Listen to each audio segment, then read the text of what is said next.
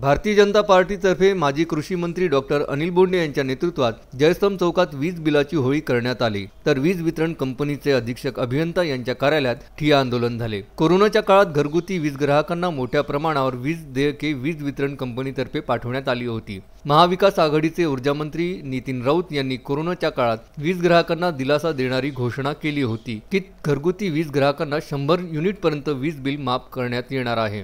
नितीन राऊत यांची घोषणा मात्र हवेतच राहिली। अनलॉकच्या कालावधीत मोठ्या प्रमाणात घरगुती वीज ग्राहकांना वीज वितरण कंपनीतर्फे वीज देयके पाठवण्यात आली होती। कोरोनामुळे अनेकांचे आर्थिक बजेट बिघडले आहे। त्यातच विजेचे भरमसाठ बिल आल्याने वीज ग्राहक अडचणीत आले। वीज बिल माफ करा या मागणीसाठी जयस्तंभ चौकात भारतीय जनता पार्टीतर्फे हे आंदोलन करण्यात आले। यावेळी वीज देयकाची भारतीय जनता पार्टीच्या कार्यकर्त्यांच्या वतीने होळी करण्यात आली। यावेळी महाविकास आघाडीच्या विरोधात ऊर्जा मंत्री नितीन राऊत यांच्या विरोधातही घोषणा देण्यात आल्या। त्यानंतर डॉक्टर अनिल बोंडे यांनी आपला मोर्चा वीज वितरण कंपनीच्या अधीक्षक अभियंत्याच्या कार्यालयात कार्यकर्त्यांसह वळवला। डॉक्टर बोंडे चांगलेच आक्रमक झाले। गेल्या 1.5 वर्षांपासून विद्युत व्यवस्थापक पदाच्या कर्मचाऱ्यांचे पगार न केल्यामुळे तातडीने मोर्शी आणि वरुड विद्युत व्यवस्थापकांचे पगार देण्यात यावे या मागणीसाठी अधीक्षक अभियंता मानकर यांच्या कार्यालयात भाजप कार्यकर्त्यांनी ठिय्या आंदोलन केले होते। यावेळी मोर्शी नगरीचे उपाध्यक्ष आप्पासाहेब गेडाम, मोर्शी पंचायत समितीचे सभापती यादवराव चोपडे,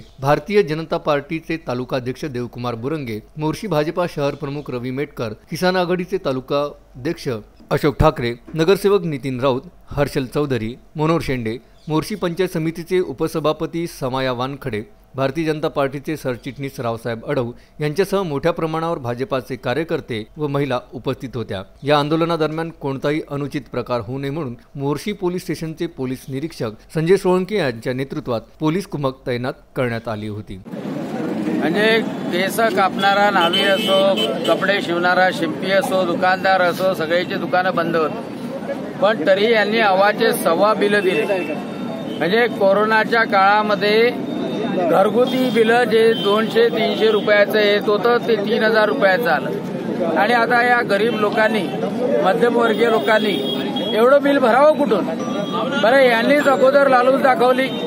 यांनीच अगोदर सांगितलं, ऊर्जा मंत्री नितीन राऊतांनी सांगितलं की 100 युनिटपर्यंतचे बिल आम्ही माफ करू।